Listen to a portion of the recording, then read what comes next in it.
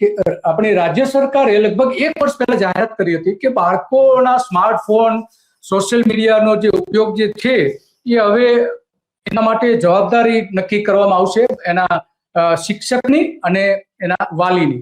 તો એ નક્કી કર્યું હતું અને એ અંગેની ચર્ચા વિચારણા થઈ હતી, ગાઈડલાઈન જાહેર કરવાના હતા. અને એ એટલા માટે કે સુરતમાં એક બાળકે આત્મહત્યા કરી લીધી હતી.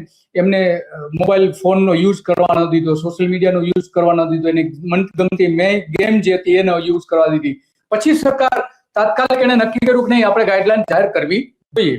અને એ ગાઈડલાઈન કદાચ હજુ તૈયાર થઈ રહી હશે, જાહેર થઈ છે કે નહીં એ સરકારે હજુ કોઈ, કારણ કે પરિપત્ર કરવાના હતા એટલે કોઈ જાહેર નથી કર્યું. તો જો આ થયું હોત અને જો થાય તો ઓસ્ટ્રેલિયા પછી કદાચ ભારતમાં બીજા નંબરનું આપણું ગુજરાત રાજ્ય બની શકે કે જે બાળકો માટે આ ગાઈડલાઈન બનાવી શકે છે સોશિયલ મીડિયા માટે અને મોબાઈલના ફોનના ઉપયોગ માટે.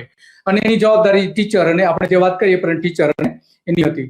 તો આ એક બહુ સરસ મુદ્દો ઉભો કર્યો છે આપણે અમરેલીના ડોક્ટર કાનાબારે, કે જે વારંવાર આવા મુદ્દાઓ ઉભા કરતા રહે છે, સામાજિક મુદ્દાઓ, અને લોક જાગૃતિનું પણ કામ કરે છે.